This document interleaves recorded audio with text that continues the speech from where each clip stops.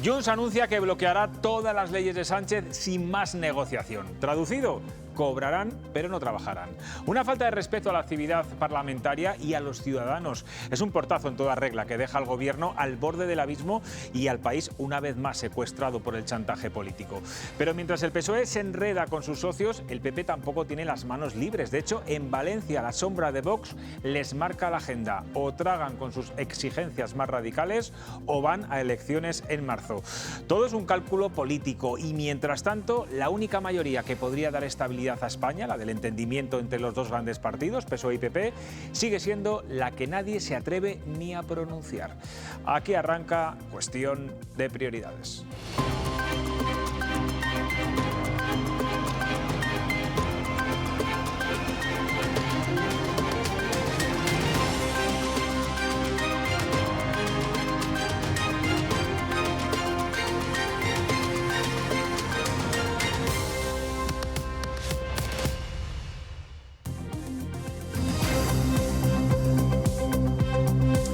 ¿Qué tal están? Buenas noches. Jueves negro para el Gobierno y el PSOE y ya van unos cuantos. La Audiencia Nacional abre una investigación al partido por pagos en metálico al exministro Ábalos y a Koldo tras recibir del Supremo el informe de la UCO relacionado con los sobres y bolsas con billetes en efectivo que entraban y salían de la sede de Ferraz.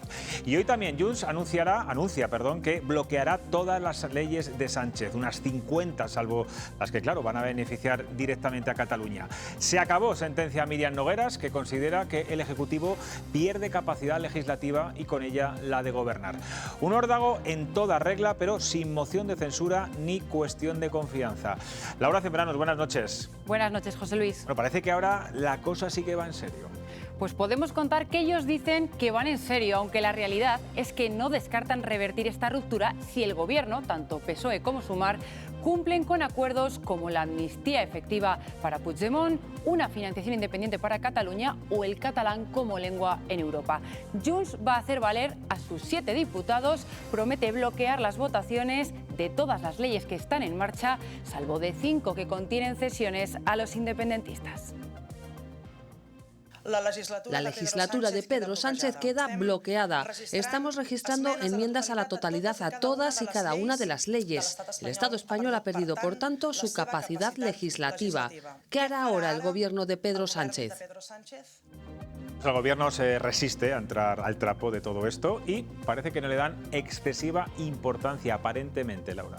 Así es, José Luis. Mismo discurso por parte de los miembros del Gobierno. Mantienen la calma, al menos de forma aparente, y siguen insistiendo en que ellos tienen la mano tendida a Junts y continuarán negociando con todas las formaciones.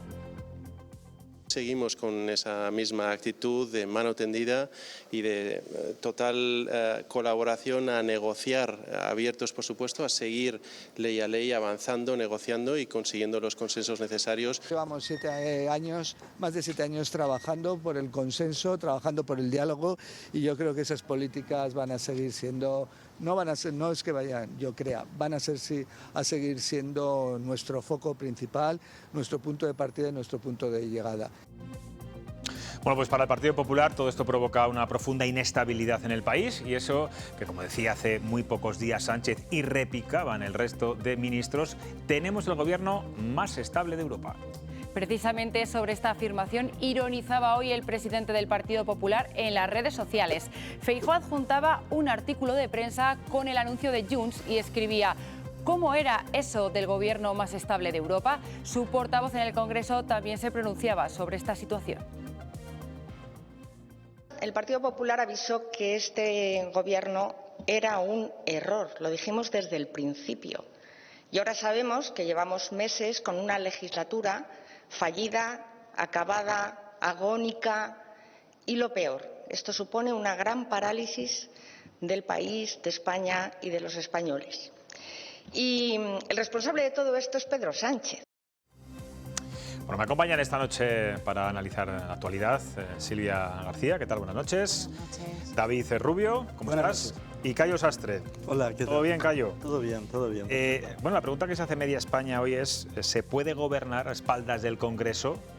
En su día dijo Pedro Sánchez que se podía hacer sin el Parlamento, pero bueno, una vez que ya Junts dice que va a vetar todas las leyes, las 50 leyes que estaban ahora mismo trabajándose en el Congreso, ¿qué salida tiene Pedro Sánchez, David?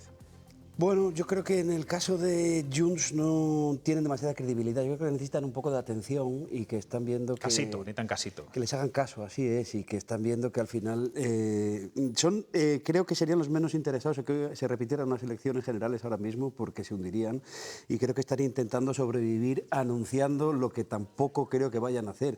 Verdaderamente es que es un partido contradictorio desde su propio nacimiento, porque es un partido cuyas tesis pueden estar más cercanas a Vox, pero con un leve matiz que es la unidad de España. Entonces, no saben, están viendo cómo son parasitados un poco por este gobierno de coalición, y tienen que llamar la atención de alguna manera e intentar darse a valer. Yo creo que no va a cambiar mucho su actitud, es que tampoco han apoyado muchas de las leyes que ha intentado sacar el gobierno de Pedro Sánchez y Yolanda Díaz, vamos a decir, ¿no? O sea, ¿tú crees que el gobierno, como han demostrado hoy, o al menos eso han dicho públicamente, no están preocupados y siguen con la mano tendida, el diálogo, sabiendo que Junts les ha dicho que no quieren ni siquiera hablar? Yo creo que negociar. Si Junts de verdad tuviera fuerza, plantearía una moción de censura, plantearía una moción de confianza, pero verdaderamente lo que está queriendo es retroalimentar a ese electorado que le permitió tener 7 diputados y convertirse en llave y tener esta importancia que están teniendo, pese a todas las cesiones que les ha hecho Pedro Sánchez para sus líderes, ¿no? Claro, es verdad lo que dice David, si van a vetar 50 leyes, entre ya los presupuestos del Estado, la ley Bolaños, por ejemplo, la ley Begoña Gómez, que también la han denominado así, no te quedes a medias, presenta una moción de censura. Bueno, ellos no pueden presentar la moción de censura, tendrían que aliarse con el PP, pero bueno... Pero no saben que ahí lo tenía fácil. Ya, sí, pero ellos prefieren estar ahí, simplemente, y que sea el otro que haga el trabajo. Pero ellos no van a presentar ni moción de censura ni de confianza y van a estar ahí. Yo creo que esto a largo plazo les puede perjudicar también, porque ¿qué ganas con todo esto? No sé qué es lo que gana. ¿Qué gana Sánchez permaneciendo? Están buscando, yo creo, en el caso del gobierno, está buscando la oportunidad para convocar elecciones, cuando mejor le convenga, ¿no? Entonces yo creo que este es el plan. Y Junts pues no quiere provocar la caída del gobierno de Sánchez, ni quiere provocar, ni quiere estar ahí simplemente. Ellos no tienen ningún plan, creo. Y luego cuando ellos plantean la posibilidad de continuar hablando, saben que llevan hablando sobre el catalán en Europa mucho tiempo, sobre ceder las competencias en migración también es un problema, sobre el cupo fiscal es otro problema. Quiero decir que ellos saben, la amnistía está ahí parada. Entonces, bueno, quiero decir que hemos llegado a un momento yo creo que un momento de parálisis total, pero que nadie sabe cómo encontrar. Pero esto va a suponer una parálisis total de la actividad parlamentaria, legislativa, de acción de gobierno. ¿Qué puedes aprobar? No sé qué puedes aprobar. Puedes aprobar... Nada, sin 7 votos. No puedes aprobar... Por decreto, claro. Claro, por decreto. Y después volver dentro de 30 días y tratar de que alguien te convalide el decreto porque has metido ahí los bonos de transporte, no te olvides de esto, que será dentro de poco el tema recurrente porque se termina el año, ¿no? Entonces yo creo que es una sensación de parálisis, ¿no? ¿A quién va a perjudicar esto al final? Bueno, pues ya veremos. A veces también la gente se cansa, ¿no? Tienes la sensación de que hay cierta estabilidad política y de pronto te encuentras que el electorado pues, es capaz de votar alternativas como ha pasado en Nueva York o votar más a Vox. Pero aquí yo creo que nunca hemos tenido sensación de estabilidad política, por lo menos en los últimos años, ¿no? No. Silvia, ¿cómo lo ves? Yo la verdad es que veo que va a ser muy difícil que Pedro Sánchez pueda prolongar la legislatura hasta 2027 como quiere. El acuerdo de investidura era un puzzle prácticamente imposible y ese castillo de naipes que tenía una base... Un acuerdo de investidura de izquierdas, recuerdo que siempre decía... Bueno, de progresista decía, teniendo en cuenta claro, que Junts sabemos de qué pie cojea, ¿no? Junts está claro que está en el Congreso pues, para servirse de él y como bien ha reconocido Míriam Nogueras, los 7 votos que representa no están para servir al Estado español, sino a los catalanes. Por supuesto, no creo que vaya a articular ni siquiera a participar activamente en una moción de censura, porque no quieren participar en el articulado del Estado español. Y se han dado cuenta, después de todo este tiempo, de que Pedro Sánchez les ha estado tomando el pelo. Y eso además viene aparejado a una caída estrepitosa en las encuestas. Yo creo que Sumar debería tomar buena nota también, porque todo aquel que se alía con este gobierno de coalición termina siendo fagocitado. Yo creo que si no ven hechos concretos, que creo que son imposibles de cumplir, no va a cambiar su postura. Bueno, y quizá el gobierno también ha subestimado a Junts, que Sí, nunca por se lo han supuesto. creído. Ayer decía Yolanda Díaz, Les ha dado esto no va a largas pasar, al final van a tener que promesas negociar. incumplidas. Bueno, pero yo no sé quién ha tomado el pelo a quién, porque al final Pedro Sánchez ha hecho muchas cesiones a Junts y a pesar de todas las cesiones que ha hecho se ha demostrado que no le han servido de nada. Entonces yo creo que la situación no cambia demasiado porque... Entonces sale ganando Junts, que es el que ha conseguido Claro, cosas. quiero decir que Pedro Sánchez ha tomado el pelo a Junts, Junts ha tomado el pelo a Pedro Sánchez y al final entre todos nos han tomado el pelo a todos los españoles, es la sensación que nos Pero queda. bueno, realmente yo creo que es un 10% las cesiones efectivas que ha hecho, porque promesas y anuncios ha habido muchas, pero a la práctica, ¿cuántas se han llevado a cabo? Cuando dependes de los tribunales, dependes de Europa para muchas de esas Exacto. medidas. Quiero preguntaros por esta noticia que conocíamos al mediodía, la investigación abierta por la Audiencia Nacional al Partido Socialista por los pagos en metálico de los que llevamos hablando mucho estos días. No sé si consideráis que puede tener más consecuencias políticas este asunto que los propios casos de corrupción de los que estamos hablando cada día y que están rodeando también al Partido Socialista y al Gobierno. Esta entrada y salida de sobres en metálico, de bolsas, también lo comentaba o lo denunciaba la empresaria Carmen Pano que llevaba a Ferraz, que iban a buscar Koldo y su mujer en alguna ocasión. ¿Esto puede ser una bomba de relojería? Yo creo que sí. A mí me parece, de todos los frentes judiciales que tiene abiertos el Gobierno, con diferencia el más grave. Lo que pasa es que el riesgo de llevar la oposición desde los tribunales es que al final se nos desvía la atención. A mí este asunto me parece muchísimo más grave y que habla de una corrupción sistémica en el Partido Socialista, que se tiene que demostrar, pues que el caso que se ha forzado de Begoña Gómez o del caso del fiscal general del Estado, que a mí personalmente estos días me ofendía bastante ver aquí hablar a las élites hablar de unos WhatsApps y de unas filtraciones que todos sabemos que existen, y en León hay unas familias que llevan 12 años esperando por una sentencia judicial del último accidente de la minería, ¿no? Yo creo que es más grave eso que todo lo que está pasando, aunque sea en el Tribunal Supremo y que haga un gran espectáculo. Lo que pasa es que hay tantos frentes judiciales en torno al Gobierno que al final como que no se saben jerarquizar o no se sabe poner cuál es el verdaderamente importante, y a mí el verdaderamente importante me parece lo de Santos Cerdán, lo de Koldo y lo de Ábalos, que resultaron ser exactamente lo que parecían.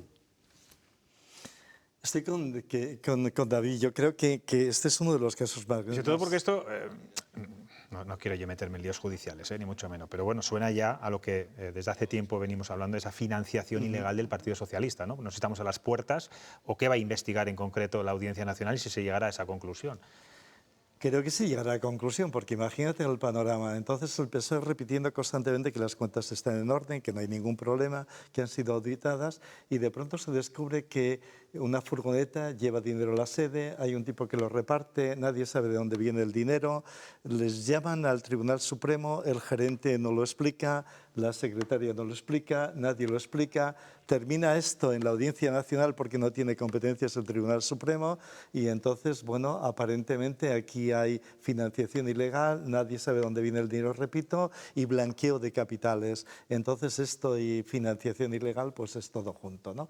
El problema está que si observas esto, y David tiene razón, yo ayer te escuchaba, el otro día te escuchaba, y es una cadena constante, imparable, de un caso tras otro caso de corrupción, que el público tiene dificultades para saber dónde se llega, pero todos tenemos la sensación de que vivimos... Es una frustración también para mí, y para muchos periodistas, porque sabemos que se acumulan tantos casos que queremos ser didácticos y contarlo, y yo creo que no somos capaces, que la gente en sus casas está muchas veces completamente perdida, ¿no? Si la gente en sus casas está perdida, probablemente, pero todos percibimos que el sistema está corrupto.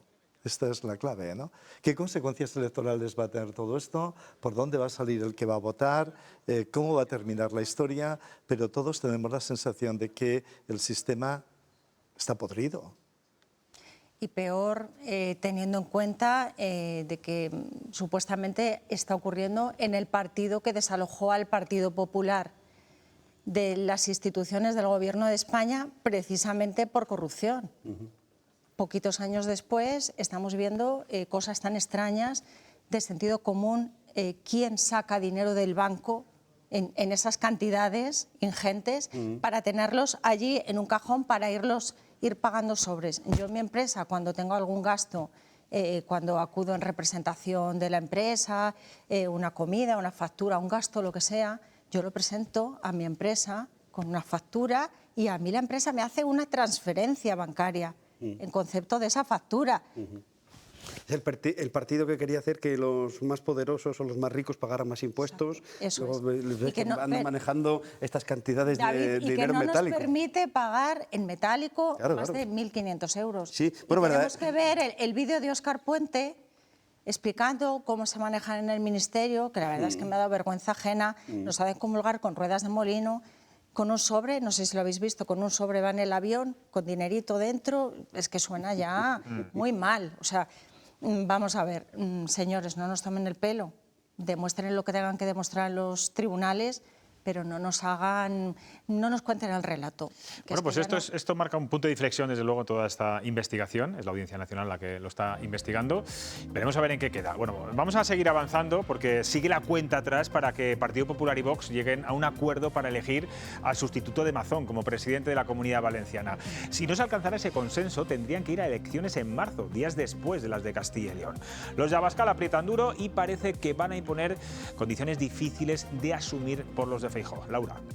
Sí, faltan menos de 10 días para lograr ese acuerdo y los contactos no se han iniciado. Así lo confirmaba hoy el secretario general de Vox, que aseguraba que esta vez serán más firmes en esta negociación. Estamos acostumbrados, por desgracia, a que el Partido Popular nos engañe. Siempre estarán los intereses de los valencianos y, por supuesto, una actitud de Vox pues más firme y más exigente que podríamos haber tenido hace un tiempo, viendo, insisto, la actitud del Partido Popular. No entramos a valorar nombres. Nosotros, lo hemos dicho en muchas ocasiones, no tenemos miedo a unas elecciones, ni en la Comunidad Valenciana, ni en Extremadura, ni en Murcia, ni en ningún otro lugar de España. Bueno, pues en medio de esas negociaciones, donde unos y otros se guardan muy mucho sus mensajes para no herir al contrincante, de repente aparece Isabel Díaz Ayuso y directamente contra Vox. Sí, ha sucedido en la Asamblea madrileña. Ante un Vox que no define qué hará en Valencia, Ayuso responde atacando. Les echa en cara que se salirán de los gobiernos autonómicos. La presidenta madrileña les acusa de dar lecciones sin querer asumir responsabilidades. ¿Es que no les parece incomprensible y de locos lo que está sucediendo? Nosotros no tenemos competencias en materia de inmigración, de extranjería, de fronteras, de seguridad, pero lo reparte al 50% y por eso salieron huyendo de los gobiernos en coalición, porque no quieren gobernar, porque no se quieren responsabilizar de nada, porque se está mejor desde la pureza, desde la raza pura, dando elecciones, que complicándose y teniendo que asumir la situación que nos provoca el gobierno de Sánchez. Macarena Olona, Espinosa de los Monteros, Rocío Monasterio, estos ya están fuera de Vox y ahora es Ortega Smith al que apartan como portavoz adjunto del Congreso, aunque sigue en el partido. Una decisión que no le ha gustado nada y no le duelen prendas en decirlo públicamente. Pues sí, José Luis, porque Ortega Smith ha sido muy claro hoy hablando sobre la decisión de apartarle de la portavocía. Dice que no lo entiende e incluso añade que a su juicio esta es una decisión equivocada e injusta. Nunca he recibido ningún tipo de llamada de atención, por tanto no puedo entender que se me retire la portavocía adjunta. Para mí ha sido una sorpresa. No termino de entender esa explicación que se ha dado de que era para promocionar y para fomentar a un portavoz nacional de vivienda y porque parece que si no era portavoz adjunto eso no lo podía hacer. Los hechos dicen lo contrario, lo venía haciendo y de una manera muy, muy insistente. Así que yo no lo entiendo, eso tendrán que preguntarse los que han tomado la decisión, pero a mí me parece, además de equivocada, me parece injusta. Cayo, yo no sé si esto te recuerda, esta purga de Vox, a la que hizo Podemos también, con Monedero, sí. Errejón, Vescansa y otros tantos. Sí, sí. ¿Qué pasa en estos partidos? Esas fotos que tenemos de los orígenes, en este caso queda Abascal solamente. Solo queda Abascal. Pero bueno, Podemos casi está desaparecido, pero Vox no está desaparecido. Quiero decir, hay ciertos paralelismos, pero unos están y otros no están, ¿no? Entonces, yo estoy casi convencido de que no va a haber pacto en Valencia porque Vox va a hacer la apuesta de vayamos a elecciones.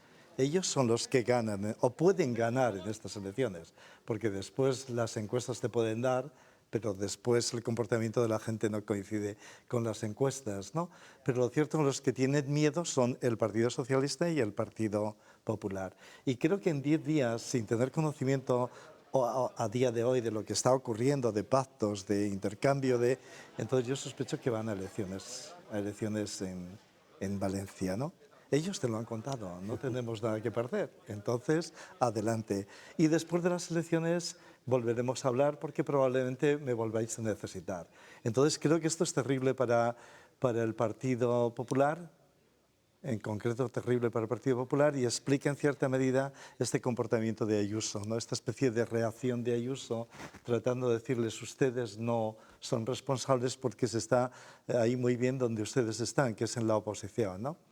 Pero bueno, yo creo, por otra parte, y esta es una opinión personalísima, que debería del PP de dejar estar tan preocupado de vos. Déjales, vale. Tú actúa. Bueno, ya, pero es que ahora mismo en Valencia les necesitan como el comer, claro. Constantemente. No, pero sí, quería decir con esto que el comportamiento de Sánchez respecto a su izquierda no es el comportamiento que ha tenido el PP respecto a vos, ¿no? Bueno, Sánchez les hace menos caso, los del PP les hacen más caso. Pero es una opinión muy personal, ¿no? Yo no estoy de acuerdo del todo. Yo creo que al final tienen que negociar de alguna manera, que tienen que intentar llegar a puntos de acuerdo. Y confieso que me he sorprendido y que nunca me había pasado estar muy de acuerdo con las palabras de Isabel Díaz Ayuso, porque creo que la solución que tiene el PP... Nunca me había pasado. Nunca me había pasado, lo confieso. Creo que la solución que tiene el PP con respecto a Vox es exactamente lo que ha hecho Ayuso hoy y exactamente lo contrario de lo que suele hacer Feijóo. Que lo que suele hacer Feijóo es dejarles y no buscar la confrontación directa. Bueno, ha cambiado, ¿eh? Llevamos unos meses donde vemos a un Feijóo y vemos a líderes populares al ataque contra Vox, ¿eh? Sí, pero yo creo que el camino que debería seguir el PP contra estos partidos por los que empezabas preguntando, que resulta que son partidos nuevos, por así decir, que han cometido los mismos errores que los viejos en un tiempo récord. Creo que efectivamente Pedro Sánchez ha sabido gestionar mucho mejor los partidos que le quedaban a la izquierda que lo que ha pasado con el Partido Popular, ¿no? Que todavía sigue, no sé si arrastrando de los males que quedaron estructurales de la época de Rajoy o lo que fuera, pero desde luego creo que el PP mal haría si se volviera a juntar con Vox en Valencia para evitar unas elecciones, ¿no? Después del bochorno de aguantar durante un año a Amazon y que haya sido una dimisión tan entre comillas y tan extraña y demás, creo que tiene menos que perder en unas elecciones que volviendo a hacer cesiones, como bien decía Ayuso, en materias que verdaderamente es que ni siquiera tienen competencias, que es lo que está pidiendo Vox, que es que al final Vox lo que quiere ya es un inconformismo de es que me da igual lo que me ofrezcas, voy a estar en contra. Bueno, y a ver qué condiciones ponen sobre la mesa. A eso me refiero. En teoría decía Garriga que no han empezado las negociaciones. Yo me imagino que a 10 días de la fecha tope seguro que sí las están manteniendo. Pero claro, ayer lo comentábamos en la mesa, pueden ser condiciones leoninas, ideológicas, radicales, bueno, un poco lo que hace Vox y lo que el Partido Popular, sobre todo en temas de inmigración o aborto, etcétera, no puede comulgar. Bueno, después de la ruptura de los gobiernos autonómicos ya llegaron a un acuerdo en Valencia para aprobar los presupuestos. O sea que relación se ve que no está rota del todo. Bueno, es que la relación en Valencia de PP-Vox era, digamos, el estado ideal para Vox. Exacto. Porque Amazon es verdad que se plegaba. Yo no tengo claro que vaya a haber elecciones. Sí que estoy de acuerdo con vosotros en que a Vox no le importaría, porque saben que están en un buen momento y tendrían, creo yo, una buena cuota de votos. Pero, por otro lado, al Partido Popular no creo que le interese en este momento saltar en Valencia a las urnas.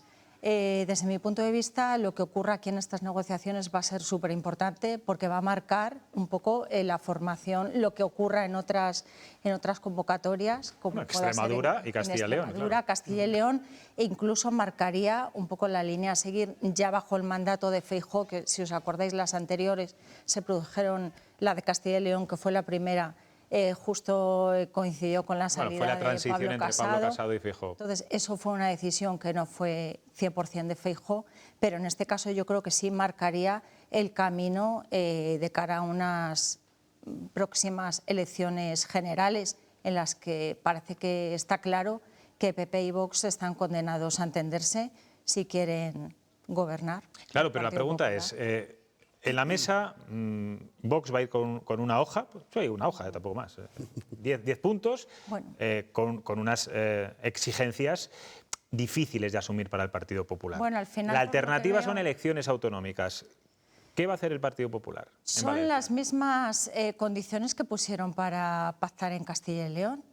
Oponerse radicalmente o con todas sus fuerzas. Me ha parecido escuchar a Santiago Abascal contra la inmigración masiva, que bueno, eso entra dentro del sentido Lo que pasa es que común. Vox ha aprendido. Aquí en Castilla y León apenas se implementaron y no se desarrollaron. Es que El no se latido puede, fetal porque y muchas no otras. tienen competencia, pero Claro. yo lo que he entendido es como que el gobierno de Valencia marque una postura y se oponga a todo lo que venga del gobierno de España en este sentido, tanto en la inmigración como en la agenda verde. Bueno, ahora No lo soplan tiene tan difícil. vientos favorables para vos en algún sentido, porque el problema de la migración les preocupa a los alemanes, les preocupa a mucha gente. Y está en la agenda ideológica Claro, aprobada entonces, hace unas sé, semanas la en el situación PP. es endiablada. Sí, es muy porque complicada. Es muy No me gustaría estar en el complicada. pellejo de Feijóo. Es muy complicada, ¿no? Por otra parte, no os olvidéis, no quiero mezclar las Sobre cosas. todo porque Feijóo acaba de Sí. anunciar un plan, una propuesta de inmigración que debería de darles... tiene asuntos coincidentes con Sí. Vox, pero no lo que pide Vox, ni mucho Sí. menos. Entonces, claro, Pero no te olvides, no quiero ir tan lejos, pero ha habido elecciones en Holanda, ¿recordáis? Y el tipo rompió la coalición, la extrema derecha, y después los resultados electorales le han ido mal. Quiero decir de que esto de que Vox está fuerte, bueno, ya veremos Sí, así es. si Vox está fuerte, ¿no? Porque luego en las elecciones el comportamiento de la gente, él tiene un voto de protesta, que lo tiene, sin lugar a dudas, ¿no? Y en último caso, si quieres protestar por algo, votas a Vox, no votas a Feijóo ni votas a Sánchez. En Valencia, particularmente con la gestión de la Dana Claro. y el año que ha estado Mazón ahí exacto. enganchado, que yo creo que eso ha sido el gran error del Partido Popular. Pero luego en Valencia. ocurre que las elecciones puede que no sean lo que ellos esperaban, que de todas formas la situación es endiablada para todo el mundo. Lo es para Sánchez con los de Junts, lo es para Feijóo con Vox, Es que, lo es claro. para todo el mundo. Entonces, a no ser que tengamos unas elecciones de que de pronto se dé un vuelco y entonces alguien consiga una mayoría absoluta que podría ser el PP y que no va a ser, y entonces, bueno, recolocaría las piezas. Es que Pero la estas situación es negociaciones de complicadísima. Valencia, imagínate, es que al final todo queda condicionado por el horizonte de las generales del 27, Claro. si no vienen antes. Entonces, si cedes mucho con Vox, mal. Si no cedes nada, mal también. No quisiera estar en el pellejo de Feijóo, pero yo creo que antes que entregarse a Vox tienen menos que perder en unas elecciones. bueno, esto se hubiera ahorrado si Mazón hubiera dimitido antes, eso lo tengo muy claro. Vamos a hablar del rey, ¿os parece?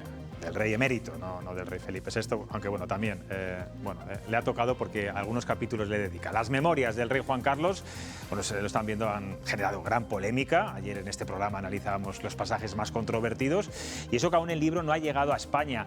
Críticas a su hijo, a la reina Leticia, a Urdangarín, loas a la reina Sofía, pese a las infidelidades y aspectos de la transición que es verdad hasta ahora desconocíamos. Laura, ¿qué piensa el gobierno de estas memorias escritas del emérito? Pues si alguien puede comentar todos los temas, es él. Óscar Puente, una vez más ha dado su opinión, en este caso, sobre las memorias del rey Juan Carlos. Mejor que lo escuchen. Tengo mucho respeto por el emérito, mucho. Gracias. Espero que se respete él también. Gracias. Precisamente sobre el libro de las memorias del rey les hemos preguntado en las redes sociales, en concreto si ustedes creen que daña la imagen de la corona. Como ven, hay opiniones por igual. La mitad opinan que sí, que perjudica a la corona y la otra mitad que no. Laura, ¿me dejas desempatar? Venga, desempata. Venga, pues un no. Ya has desempatado. ¿Tú qué votarías? Yo creo que no también. También, pues ya tenemos. Bueno, no va así, no va por porcentajes, pero bueno. ¿Tú dirías que un no? Yo diría que sí. Sí que afecta. Yo creo que todo lo contrario, que reafirma que Felipe VI y Leticia Ortiz son completamente diferentes a su padre y a su suegro y que están intentando hacerlo completamente distinto. Yo opino lo mismo, pero vamos, flaco favor le hace el rey emérito a su hijo, que tanto trabajo le ha costado reconducir la situación. Otro más. En un país en el que, bueno, pues la monarquía, la relación con la monarquía, pues siempre hay una tensión Este señor, la verdad es que es una pena cómo ha terminado, porque es verdad, yo creo que él está buscando un reconocimiento. Bueno, cómo ha terminado, todavía sigue vivo, ¿eh? No, cómo ha terminado... Sí. Su relato. Su prestigio, su relato, exactamente. Sí. Lo tenía todo. En España, una persona, pues eso, campechana, como se decía, qué persona más campechana, a la que la sociedad en general le tenía cariño. También por pero fíjate, por yo su tengo la papel en sensación la de que transición, se le tenía cariño, era muy campechano, lo hizo muy bien en la transición, hay que reconocerle muchas cosas, pero precisamente como todos callamos, él se vio libre para hacer lo que le dio la gana. Bueno. En aquellos años, durante muchos años, hasta casi anteayer, ningún medio se atrevía a publicar ni sus infidelidades, que eran Vox Populi, ni muchas otras cosas. Claro, él decía, bueno, pues yo sigo siendo un rey querido, los juancarlistas, y voy a hacer mi vida como me da la gana. Yo no lo haría aunque nadie lo contara. Eso está también en cada persona. Bueno, pero eso hay que hacer una reflexión en la propia sociedad, los propios medios de comunicación, de cómo actuábamos y de cómo tapábamos. Pero ha cambiado mucho la sociedad y han cambiado mucho los medios de comunicación, ¿no? Que creo que hoy sería inviable. Y el rey era como garantía de la estabilidad de una democracia todavía muy joven. A mí, de todos modos, me congratula, como periodista, me congratula mucho todo lo que está pasando en torno a este libro, porque los periodistas muy a menudo vivimos con la presunción de culpabilidad, ¿no? Y que la gente ya, leyendo solo el titular o sin leer el titular, ya nos viene dando una bronca preventiva. Y este libro no ha llegado a España y opina todo Dios. Bueno, yo iba a decir esto, que no he leído nada. ¿Lo vas a comprar, David? Sí, claro. Sí. Nadie ha leído nada. No os olvidéis que al margen, no quiero con esto disculpar el comportamiento que ha tenido el rey Juan Carlos, pero las monarquías en Europa han sufrido en los últimos 10 años. Imaginaros lo que se está ocurriendo a la monarquía inglesa con el Andrew que le han tenido que sacar de casa a patadas, ¿no? Y quitarle el sueldo. Pero no porque la sociedad vaya en contra de la monarquía, no, es porque las monarquías... En algún momento se ha producido un punto de inflexión. Estoy pensando ahora mismo en Noruega, que yo viví allí. Entonces las monarquías noruegas, imaginaros, salieron del país con la invasión alemana, volvieron como los reyes de todos los noruegos, y de pronto ahora tienes al hijo de Mette-Marit, que es a punto de ir a la cárcel acusado de violación. La hija de los reyes... Bueno, Mette-Marit, que ya cuando entró en la Casa Real ya fue un escándalo, claro. Ya fue un escándalo. El noruego, la hija está con un brujo que también ha montado allí un tinglado en Noruega que cura a la gente y cosas de estas.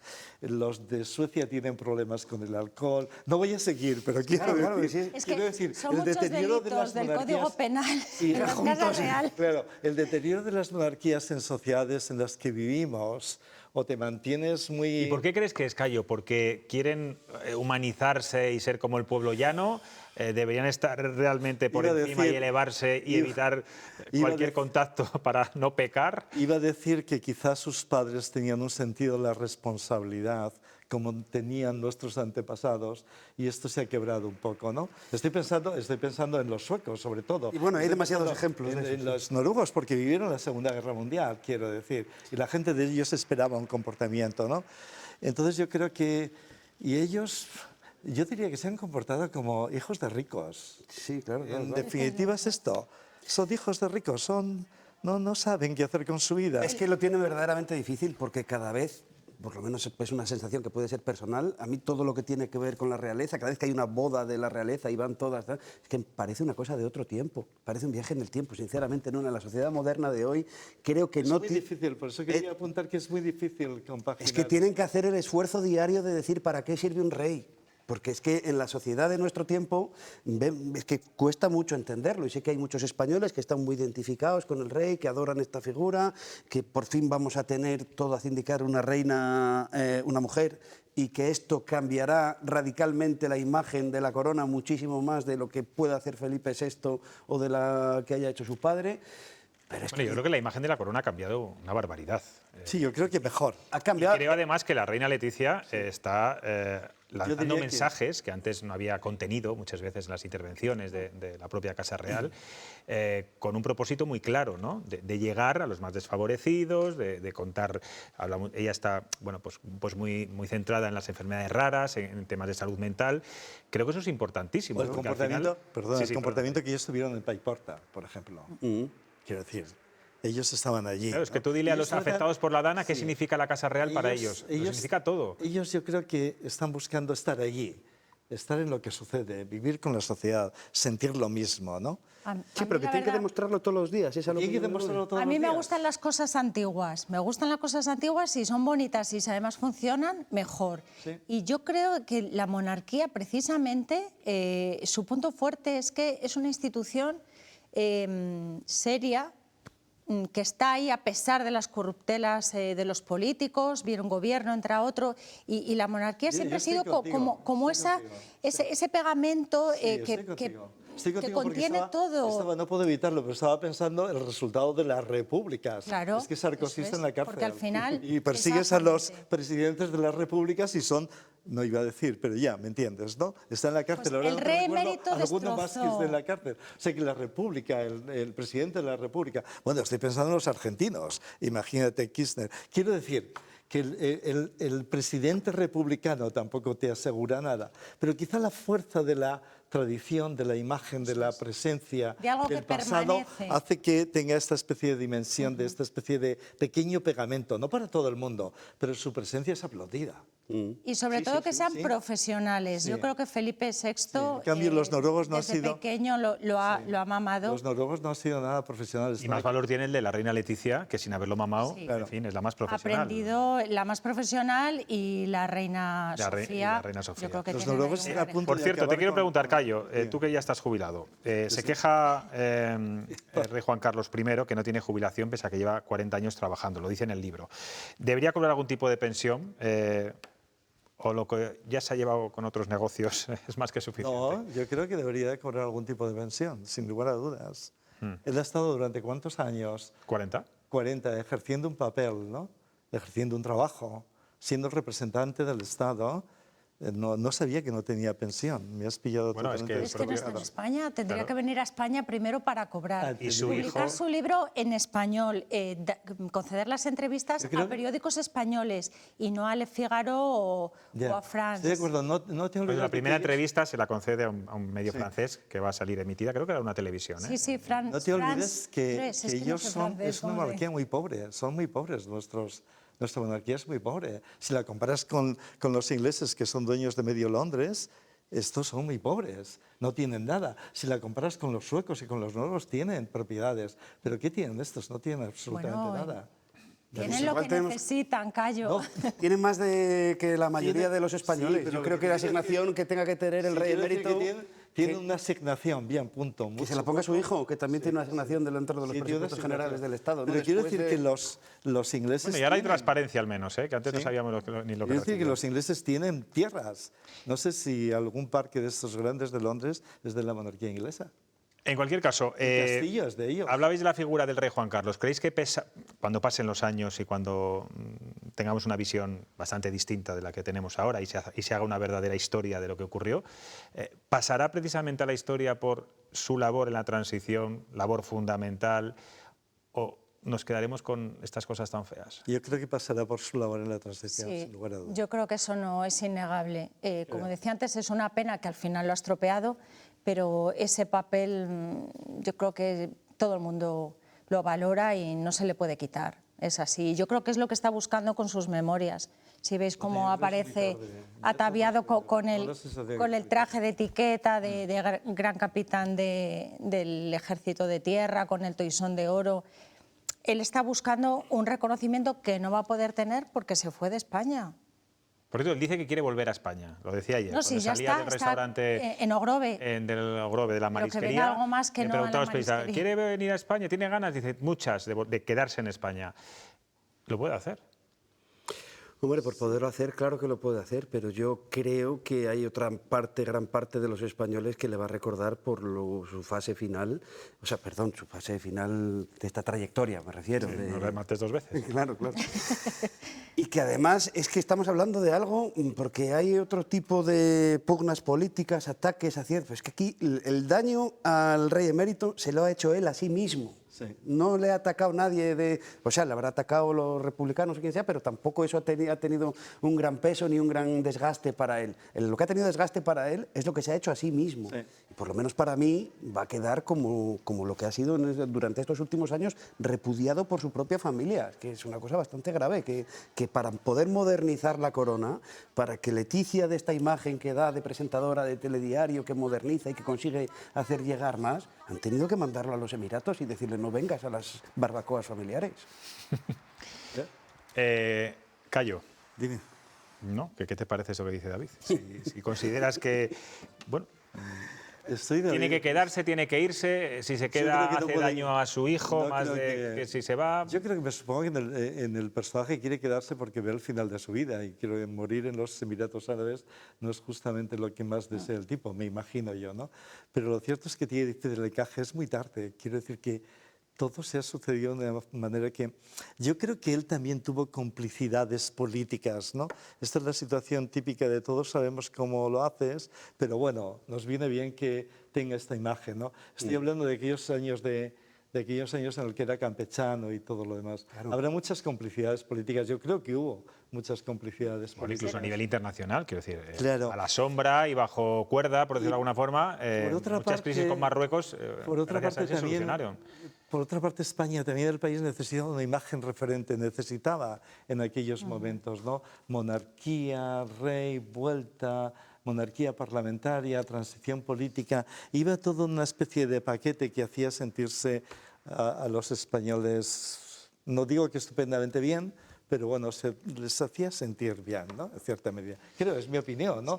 Porque las encuestas sobre la monarquía eran muy favorables. Hombre, yo creo que el papel del rey en la transición fue fundamental. Pasamos de una dictadura a legalizar el Partido Comunista. Claro. Y yo tengo que decir que siendo estudiante en Noruega apareció el rey, ¿no? Y yo fui a la embajada y... Claro, yo quiero decir... Bueno, claro, sí. Claro. ¿Te arrepientes de aquellos aplausos? No, para nada. Quiero decir que todos estábamos como, no sé cómo decirte, ¿no? Bueno, orgullosos. Lo estamos haciendo, ¿no? En líneas generales, ¿no? Pero claro, cuando se levantan las alfombras, y es que ahí está el problema. Yo creo que ahora es demasiado tarde, ¿no?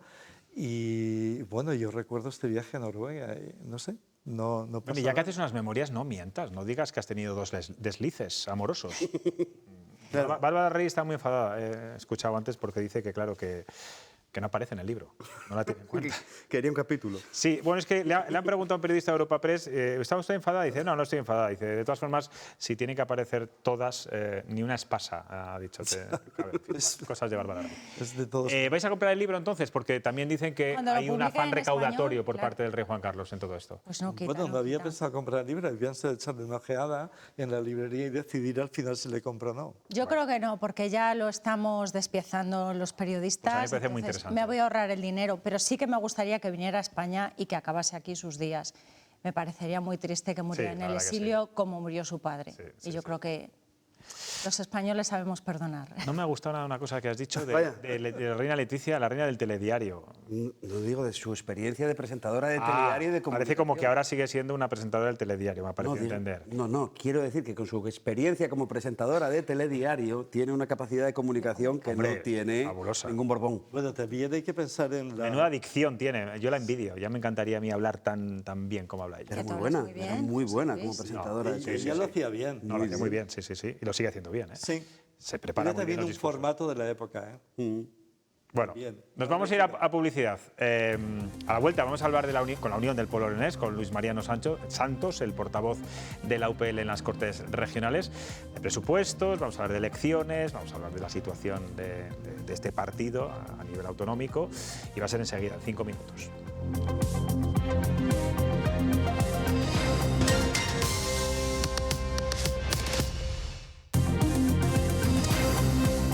Estamos de vuelta en Cuestión de Prioridades. La semana que viene el consejero de Hacienda, Carlos Fernández Carriedo, comenzará la negociación de los presupuestos de 2026 con los diferentes grupos parlamentarios y por eso queremos, durante estos días hablar con algunos de ellos. Está con nosotros el portavoz de la Unión del Pueblo Leonés, Luis Mariano Santos. ¿Qué tal? Buenas noches. Hola, buenas noches. Yo escuchándole estos días tengo la sensación de que, no tiene usted muy buena predisposición de negociar nada.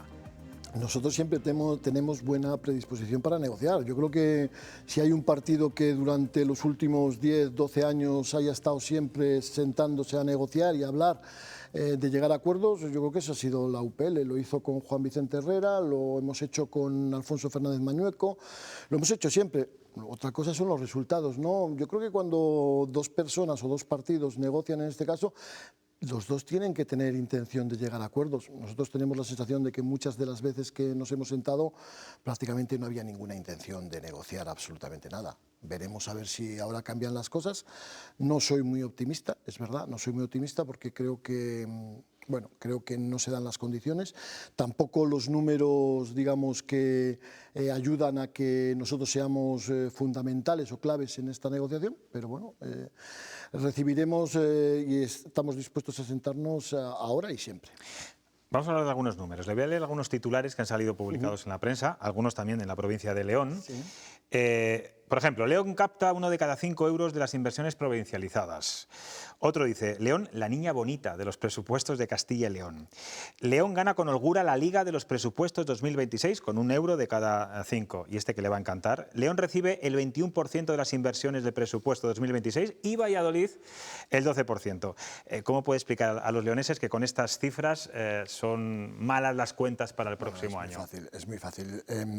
Lo has dicho en el primer titular, ¿no? Has hablado de los fondos provincializados, que son aproximadamente el 45, el 50% del presupuesto. El otro 50%, que no está provincializado, se distribuye, digamos que como quiere el Ejecutivo en este caso, y sobre todo ligado a una estructura o una estructura de infraestructuras que realmente están centralizadas en donde están centralizadas, ¿no? Y yo creo que esto a nadie se le escapa. Por lo tanto, estamos hablando de una parte del presupuesto que realmente se reparte. En cualquier caso, yo siempre lo he dicho, ¿no? Y creo que hace muy poco yo bromeaba con eso. Quizás ahora se trata mejor a León porque la UPL es un partido que está en un momento especial, en un momento bueno. Y lo decía un poco en tono irónico, porque lo cierto y lo real es yo he cubierto muchas ruedas de prensa de presupuestos y siempre el mayor porcentaje era para León. No, en los últimos... Esta es una forma de vender el presupuesto que tiene Alfonso Fernández Mañueco y su equipo de gobierno en los últimos, iba a decirte en los últimos años, lo cierto es que solo ha aprobado un presupuesto en los últimos 6, pero bueno, cada vez que lo presenta. Pero yo creo que es una forma de intentar vender exactamente que tiene en consideración a León.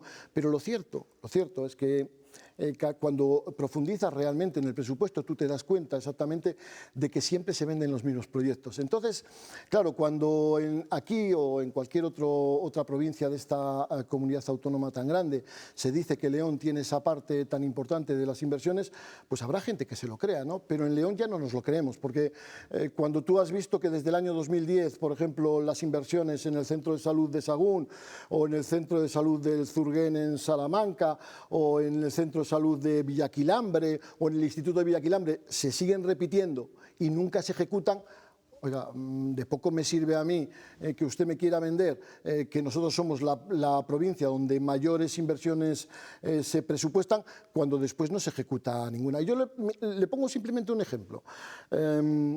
¿Cómo se puede entender que después de una pandemia y de lo duro que fue la pandemia y después de que se tuviera en cuenta que todos los complejos hospitalarios iban a tener unas inversiones determinadas, se hizo en todos los complejos hospitalarios, excepto en uno? Pero ahora se presupuesta. Después de prometerlo durante los últimos 5 años, se presupuesta la ampliación de la UCI en el Hospital de León. Algún día se ejecutará. Se presupuestan 5 millones. Usted me dice, tienen que estar contentos porque se presupuestan 5 millones en León. No. Tengo que estar contento si hace 5 años se hubiera ejecutado. Pero es que la realidad es que no se ejecuta y aunque se presupueste, al final se convierte en una promesa sin cumplir. Si le sirve de consuelo, en los presupuestos generales del Estado ocurre lo mismo, ¿no? Con las autovías, que vemos que se presupuestan año tras año. No me sirve de consuelo porque nosotros sufrimos tanto al Partido Socialista y al Gobierno Central como en este caso al Partido Popular y a... Vamos a hablar de las elecciones que quedan muy poquitos meses, 5 meses. ¿A usted ha hecho un gran favor el candidato socialista, Carlos Martínez, con ese lío de la copulativa Castilla y León y todo lo que dijo después en aquel mitin en León delante de Pedro Sánchez? ¿Usted cree que si hay votantes socialistas leonesistas se van a pensar votar al PSOE para votarles a ustedes? Es muy difícil responder esa pregunta. Es decir, ¿me ha hecho un favor faltándome al respeto a mí y a la mayoría de los leoneses? ¿Nos ha hecho un favor teniendo tan poca sensibilidad? ¿Nos hace un favor alguien que dice que se quiere presentar para una comunidad autónoma donde existen dos territorios, que son Castilla y la región leonesa? ¿Me hace un favor porque comete errores? Bueno, yo lo que le pediría al alcalde de Soria, porque de momento lo que es el alcalde de Soria. Candidato socialista a las elecciones autonómicas, ¿eh? Sí, y candidato, pero sobre todo es alcalde de Soria, porque además a él, yo creo que, y además no es nada malo, es decir, quiero decirte, es algo que supongo que está orgulloso y yo le entiendo, porque ser alcalde es algo que enorgullece a todos los políticos, ¿no? Pero lo que tiene que hacer el señor Carlos Martínez es cambiar un poco el chip y conocer exactamente... O sea, ¿usted cree que es falta de sensibilidad, torpeza, no sé si Bueno, yo desconocimiento? no me Él hablaba de que había sido demasiado ingenuo. Le soy sincero, hombre, ingenuo no es la palabra. Yo creo que...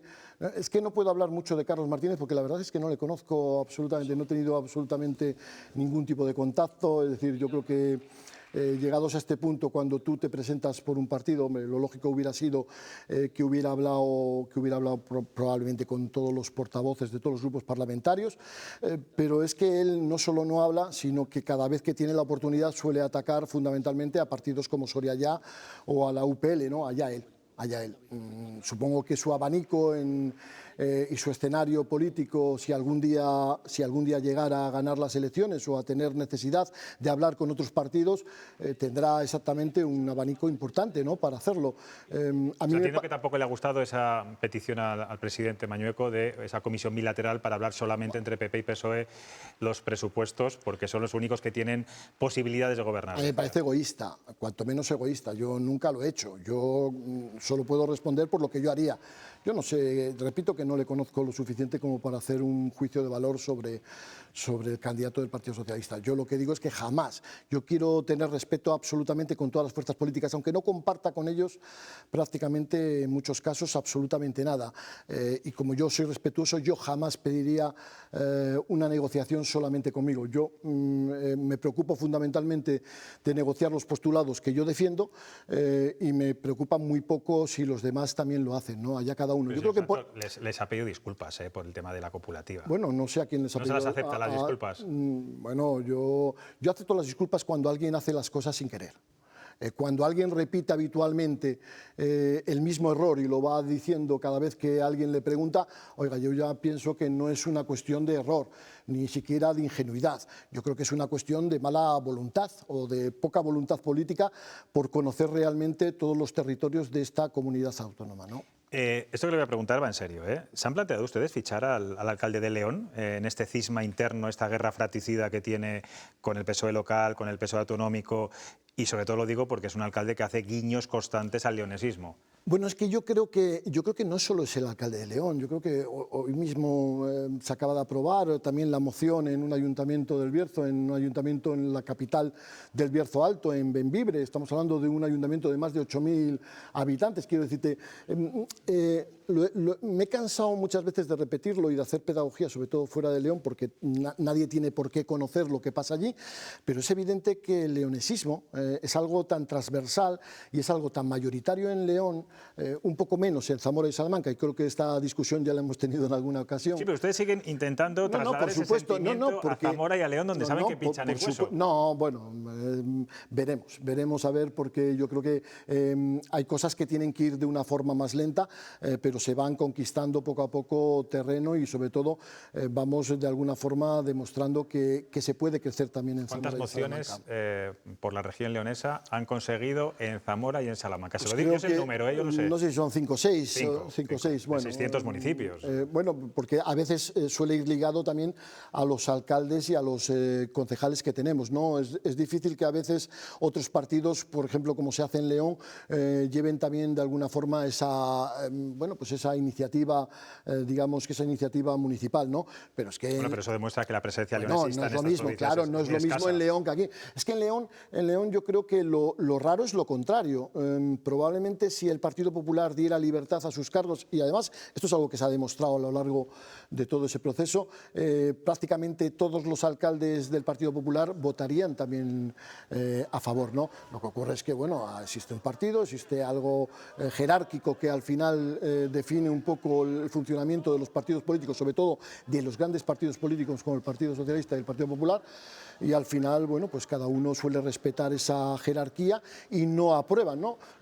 Pero estoy convencido que más del 70% de la población en León está a favor de esta autonomía, ¿no? Los Santos, le he entrevistado varias veces, siempre le hago la misma pregunta, ya no se lo voy a preguntar más porque sé que no me va a contestar. ¿De qué ideología es la UPL? ¿Es de derechas o de izquierdas? Usted se me dice, somos transversales. Bueno, porque es Fíjese verdad. que es difícil esto en un mundo tan polarizado en este momento, pero en cualquier caso, vamos a poner un escenario que quizá puede ser realista. Ahora que las encuestas soplan a favor de la Unión del Pueblo Leonés, si después de votar en Castilla y León en marzo usted se convierte, o su partido se convierte en la llave, como ya le pasó a Ciudadanos hace 2 legislaturas, y tiene que decidir entre el Partido Socialista y entre el Partido Popular, a priori, ¿a cuál apoyaría? Bueno, es que es una respuesta imposible de contestar, ¿no?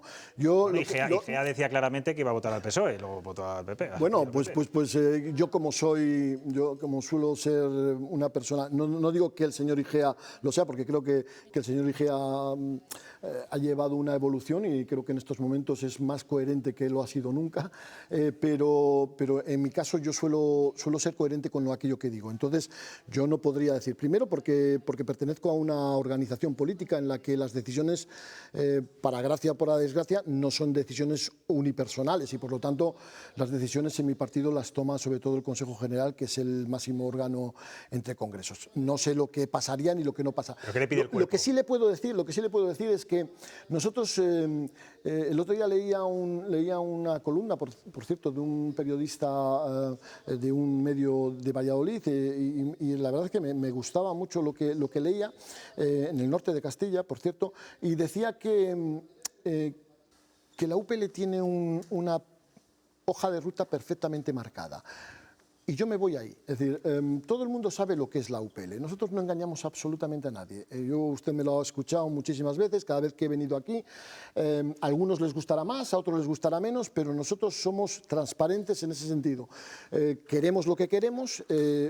Aquel partido que pueda avanzar más en ese objetivo final que tenemos, pues será con el partido con el que más fácil será que nos encontremos. Hasta ahora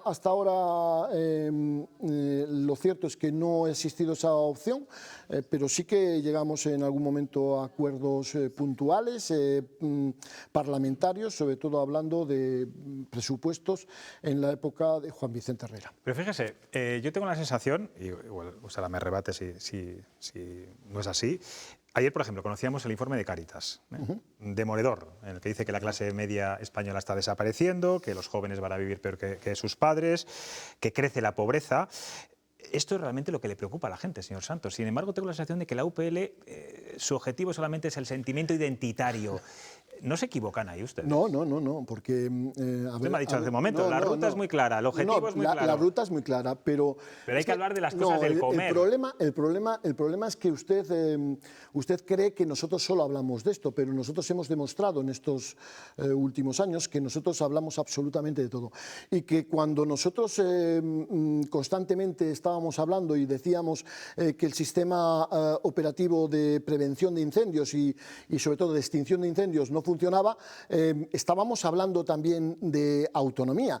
Cuando nosotros hablamos de los problemas que hay de vivienda, y lo hablamos habitualmente también en las Cortes, lo hacemos también desde el punto de vista de que esta comunidad autónoma no está respondiendo sobre todo a las necesidades en vivienda, en pobreza, en igualdad, en mejora de los servicios de extinción de incendios que nosotros necesitamos.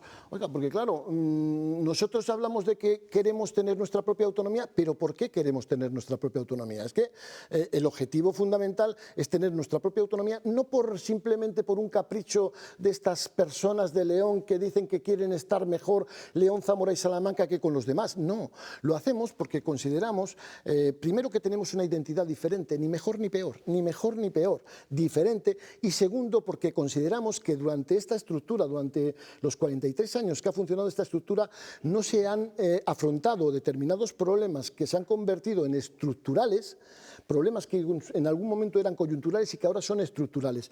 Y esto es una realidad. Y claro, cuando dice la gente, no, es que ustedes solo quieren que se cambien única y exclusivamente el marco territorial. Por supuesto, porque consideramos que hasta que no se cambie ese marco territorial, nosotros no vamos a dar respuesta a los problemas que realmente le importan a la gente. Y claro, todo va ligado.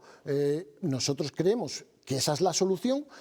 Podemos estar acertados o equivocados, pero es evidente que no engañamos a nadie. Queremos cambiar ese marco territorial porque ese es el principal argumento o principal instrumento para poder cambiar las políticas que en estos 43 años. Y a mí no me vale lo que dice muchas veces el Partido Socialista, que el problema fundamental son las políticas del Partido Popular. Es verdad que los problemas de esta comunidad autónoma pueden estar ligados a esos 40 años de gobierno del Partido Popular. Es cierto, pero es que no creo que el Partido Socialista haya hecho absolutamente nada por cambiar las cosas, siendo siempre el partido mayoritario en la oposición. ¿Es un mayor rival el Partido Socialista en León?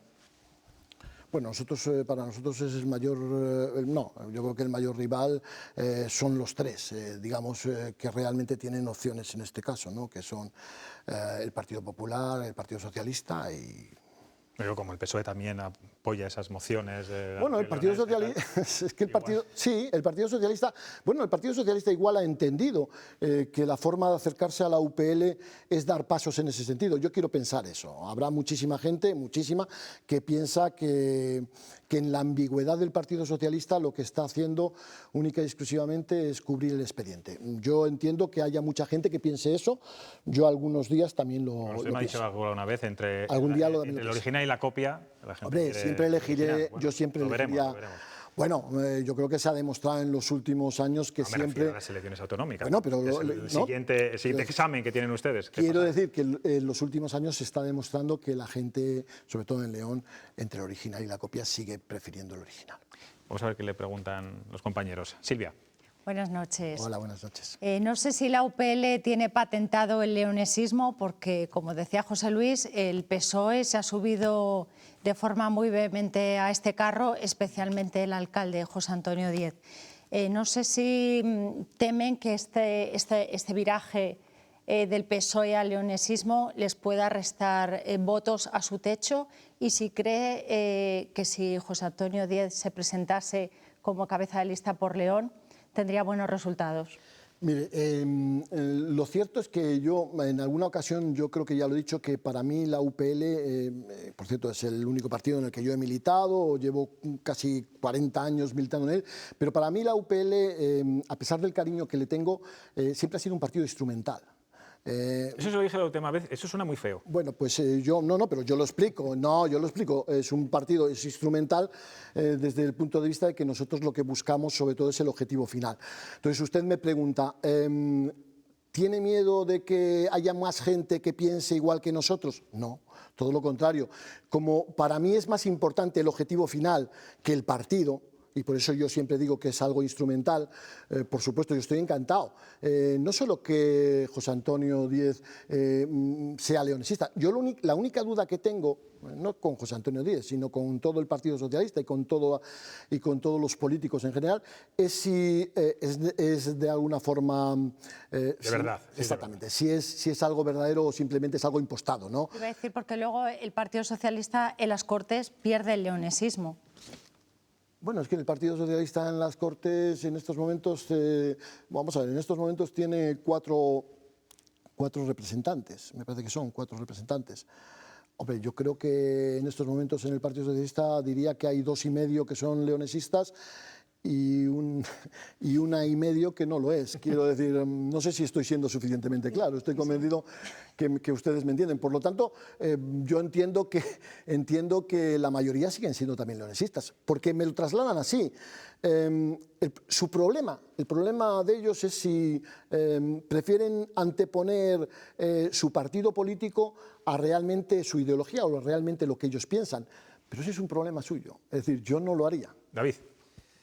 Y más allá de las contradicciones de las que hablaba Silvia, del Partido Socialista que aprueba la moción en la Diputación y en muchos ayuntamientos y luego en las Cortes impide que se vote siquiera el referéndum, es que cada vez que llega a León o algún cargo del PSOE de Castilla y León, parece que vacila. O sea, es que ya no pueden ser tantas torpezas, porque Daniel de la Rosa llega a decir que es que ¿qué hacemos votando a la UPL si es que hay que llamar al voto útil? Con lo cual está diciendo que el de la UPL es inútil.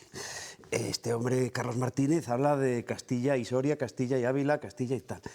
Sin embargo, UPL y el PSOE siguen siendo un pacto en la Diputación, que si algún día llegamos hacia esa autonomía, pues sería el ejemplo de la institución que se gobierna por los intereses de la provincia y que tampoco funciona especialmente bien porque tampoco se ejecutan los presupuestos. ¿No se siente UPL incómodo con el PSOE en la Diputación, sabiendo que hay cargos de UPL que ya han manifestado públicamente que ellos romperían ese pacto? Bueno, la UPL se siente incómodo, como supongo que casi todos los partidos políticos, cuando están en un pacto. Es muy difícil en un pacto sentirse cómodo. ¿Por qué? Bueno, pues porque lo cierto es que son fuerzas políticas diferentes. Es decir, yo puedo definirme personalmente, y alguna vez lo he hecho, y además no tengo ningún problema, como una persona progresista, pero muy lejos de lo que es el Partido Socialista. Estoy lejísimos. A pesar de que me pueda considerar una persona progresista, más que conservador, ¿no? Por lo tanto, cuando yo tengo que pactar o cualquier compañero tiene que pactar con el Partido Socialista, desde luego nos sentimos incómodos. Usted me pregunta, ¿no me molesta? Me molesta muchísimo. La falta de coherencia me molesta muchísimo. Es decir, me molesta que cada vez que venga un ministro, que cada vez que venga el presidente, que ha venido, y que cada vez que va a algún sitio por lo menos tiene, no sé si decir la deferencia o por lo menos el intento de engañar a la gente, y digo engañar entre comillas, prometiendo algo. Pero es que cuando van a León es que ni siquiera se esfuerzan en esa promesa. Pero es que yo no soy el que les tiene que castigar. Quien les tiene que castigar, y yo espero que así lo haga, y lo ha hecho hasta el momento, y se lo expliqué en alguna ocasión a Javier Cendón en el pasado pacto que tuvimos en Diputación, quien les va a castigar no es la UPL, quien les va a castigar son los ciudadanos de León. Y si el Partido Socialista persiste en esa situación, quien al final les va a castigar va a ser la gente. Y cuando al final conviertan a la UPL, que estoy convencido que va a pasar, en el partido más votado en León, vendrán los lamentos, pero eso es fruto absolutamente de esa falta de coherencia. Por lo tanto, usted me pregunta, ¿se siente incómodo? Muchísimo, muchísimo.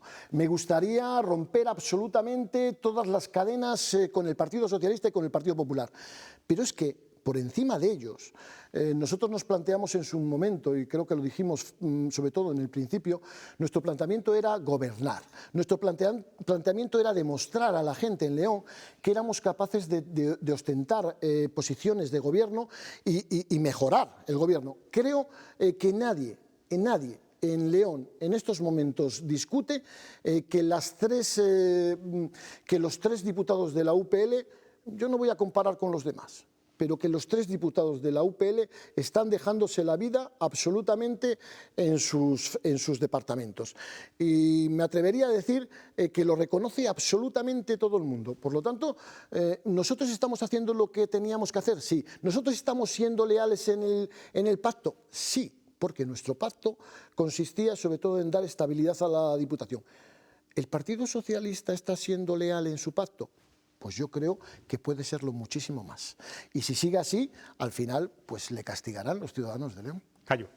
Hola, buenas noches. Yo le quería preguntar por algo que me resulta a veces muy complicado, pero es quizá por deformación profesional, ¿no?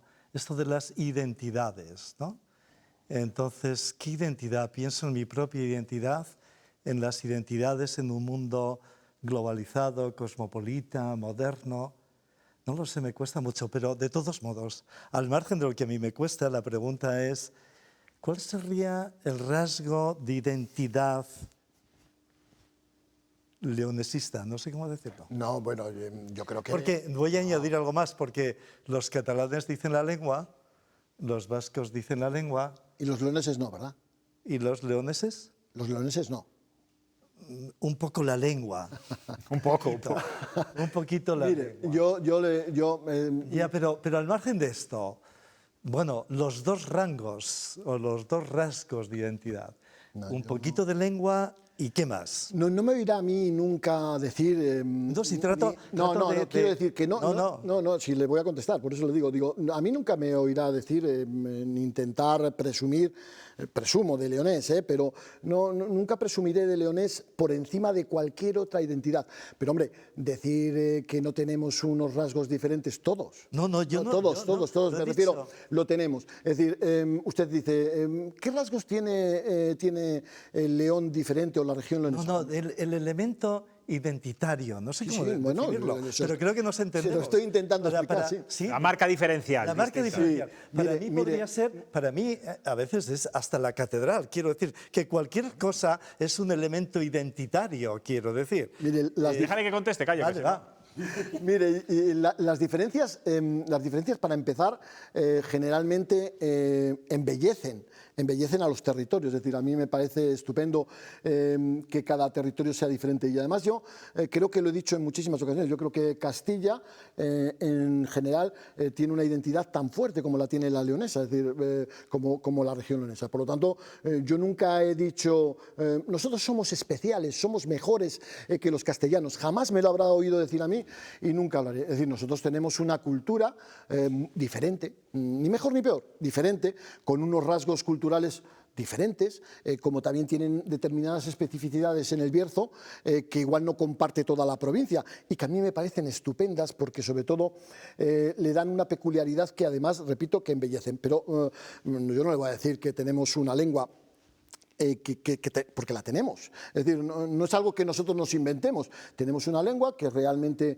no se utiliza, digamos, en el día a día, pero que sobre todo es importante, como todos nos piden, como nos pide incluso Europa, usted que ha hablado de lo globalizado, pero es que Europa nos dice que debemos de preservar esas lenguas, sobre todo tan antiguas como el leonés. Oiga, y en este mundo globalizado, cuando nos lo pide Europa, resulta que la Junta de Castilla y León jamás ha tenido ni siquiera un detalle, y cuando lo ha tenido, que lo ha tenido a la hora de establecer la Cátedra de Estudios Leoneses, lo tuvo única y exclusivamente porque fue una enmienda de la UPL para una abstención en unos presupuestos, entre otras muchas cosas, ¿no? Por lo tanto, quiero decir, tenemos una identidad diferente, porque las características de cada pueblo son diferentes.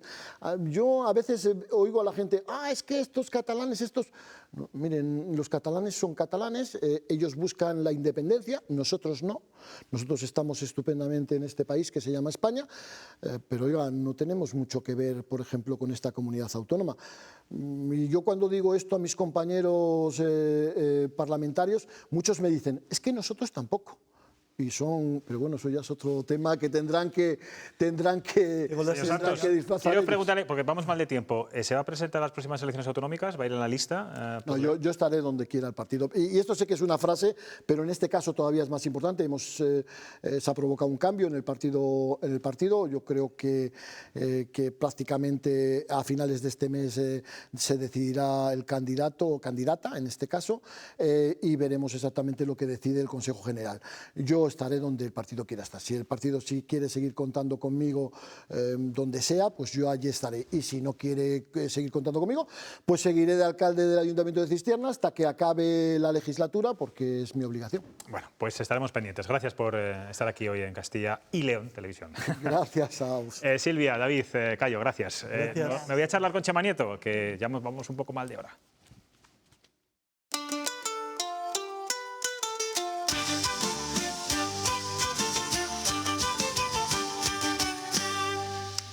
Buenas noches, Chema. Pero bueno, torrendos de Soria en tu ventana a estas horas de la noche. Es que esta semana vamos a hablar de las cosas importantes de la vida, José Luis. Pero bueno, ¿qué te ha hecho ponerte así tan trascendental? Pues la lista Forbes de los 100 españoles más ricos, lista en la que vuelve a haber solo un castellano y leonés. El segoviano Jesús Núñez Velázquez, fundador de la Universidad Alfonso X, que acumula un patrimonio, fíjate, de 1.500 millones de euros. Pero la lista Forbes nos da vidilla ofreciendo las mayores fortunas de cada comunidad autónoma, por lo que podemos cotillear un poco quiénes son los más ricachones de Castilla y León. Pues vamos allá. Ahí supongo que en lo más alto sigue el presidente de Iberdrola, el salmantino Ignacio Sánchez Galán. Con una fortuna de 340 millones. Cuidado que mueve dinero el sector eléctrico. Y el siguiente millonario de la región, con 250 millones, es el presidente del Grupo Pascual. Tomás Pascual, es la leche. Estos son de Aranda, pero Salamanca es sin duda la provincia donde mejor se crían los millonarios. Ahí tenemos a Juan José Hidalgo con 250 millones de euros y a su hijo Javier con 135 millones. Los Hidalgos, como sabes, son dueños de Globalia y de Air Europa. Rescatada en llamativas circunstancias, lo que en cierto modo nos hace a todos los contribuyentes partícipes de esta gran fortuna. También es salmantino, de Béjar en concreto, Eduardo Santos, propietario de la bodega Barón de Ley. Y junto al vino, el whisky, que el segoviano Manuel Piñera, amigo del rey, tiene el whisky Dick. Te has dejado a los dueños del grupo industrial Antolín, otros de los grandes patrimonios de la comunidad. Estos son de Burgos y fabrican componentes de automóviles. La conclusión es que ricos, lo que se dice ricos, hay pocos. Y solo en Salamanca, Segovia y Burgos. En cambio, pobres, lo que se dice pobres, tenemos muchísimos. Y en las 9 provincias. Bueno, fíjate en el preocupante informe de Cáritas a nivel nacional que conocíamos ayer. Y además, Castilla y León vuelve a superar la barrera de los 100.000 desempleados en octubre. Esta vez con la mayor subida de España. Los 2.545 nuevos parados encabezan el ranking nacional y cuando uno no tiene trabajo generalmente su poder adquisitivo y su calidad de vida empeoran.